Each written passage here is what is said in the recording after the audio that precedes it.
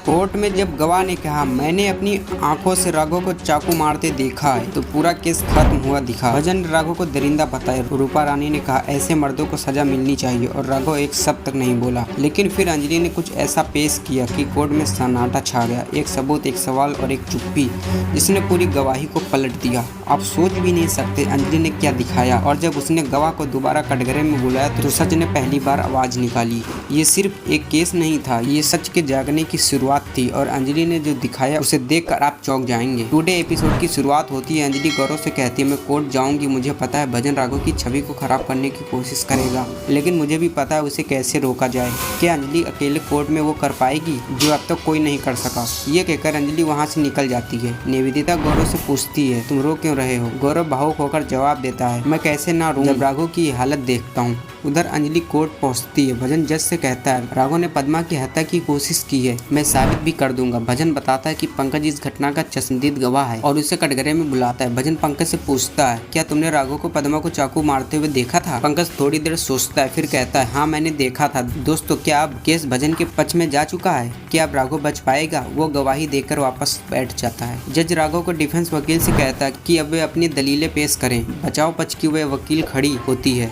जिसे राघव ने चुना था। लेकिन तभी अंजलि बीच में बोल पड़ती है माय लॉर्ड मैं इस केस की जटिलता को समझती हूँ, ये केस मैं संभालना चाहती हूँ। बचाव पक्ष की वकील मना करती है, लेकिन अमन और गणेश भी अंजलि के पक्ष में बोलते हैं और कहते हैं कि उसका खर्चा वो लोग उठाएंगे, जो उसकी फीस वो उसे मिल जाएगी। अंजलि जज से निवेदन करती है कि उसे राघव का डिफेंस करने दिया जाए, लेकिन राघव खुद उठकर कहता है जज साहब मैं अपना केस। जज उसे अनुमति दे देते हैं। राघव कहता है पद्मा ने मुझे खुद अपनी शादी में बुलाया था, वो मेरे लिए बेटी जैसी। भजन तुरंत बात काटते हुए कहता है अगर वो बेटी जैसी थी तो जब उसके साथ छेड़छाड़ हुई थी तब आप उसके साथ क्यों नहीं खड़े थे? राघव चुप हो जाता है। भजन अगली गवाह के रूम में रूपा रानी को बुलाता है। भजन पूछता है क्या आपने पद्मा को राजपूत परिवार में काम पर रखा था? रूपा रानी जवाब देती हाँ, और राघव एक अच्छे आदमी नहीं है। ऐसे लोग ही औरतों के लिए समाज को असुरक्षित बनाते हैं, इनको सजा मिलनी चाहिए। फिर जज पूछते हैं क्या बचाव पक्ष की वकील गवाह से सवाल पूछना चाहेगी? अंजलि कहती है माय लॉर्ड क्या मैं रूपा रानी से कुछ सवाल पूछ सकती हूँ? जज अनुमति देते हैं। अंजलि राघव से कहती है मुझ पर भरोसा करो, मैं तुम्हें न्याय दिलाकर रहूंगी। फिर वो सवाल पूछती है पद्मा आपके यहाँ कितने सालों से काम कर रही है? रूपा रानी जवाब देती 6 साल से। आपने उसे कितनी बार देखा? 1-2 बार। मतलब आप उसके पैसों में ज्यादा रुचि रखती थी ना कि उसमें?